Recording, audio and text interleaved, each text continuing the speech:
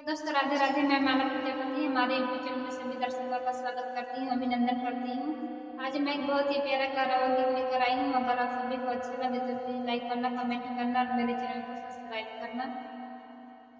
मार गई माछरी झिंगवा छोटी नदी, मार गई माछरी झिंगवा छोटी नदी, माछरी के मारे मरे लगावनी कुरौआ हो, लगावनी कुरौआ हो, माछरी पे बैठे रखवार छोटी नदी, माछरी पे बैठे रखवार छोटी नदी।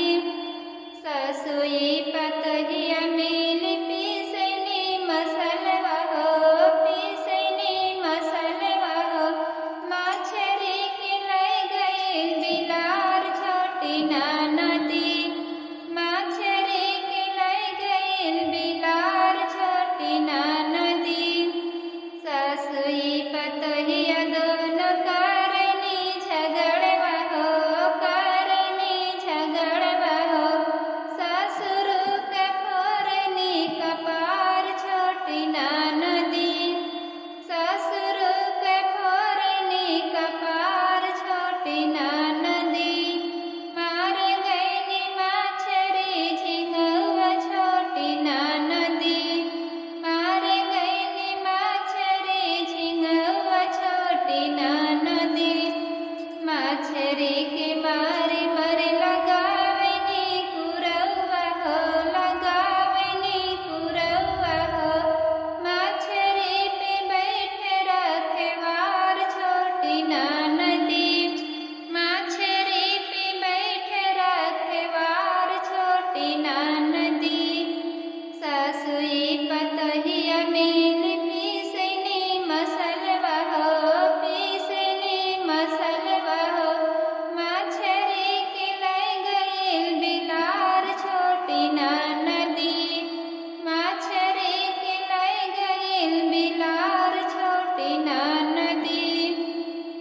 ससुई पतहिया दोनों करनी झगड़वा हो, करनी झगड़वा हो, भसुर के फोरनी कपार छोटी नदी, भसुर के फोरनी कपार छोटी नदी।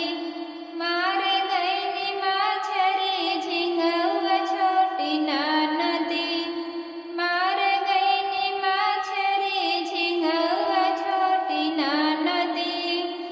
ससुई पतहिया मिल पीसनी मसलवा हो, पीसनी मसलवा हो, माछरी के ले गई बिलार छोटी नदी, माछरी के ले गई बिलार छोटी नदी।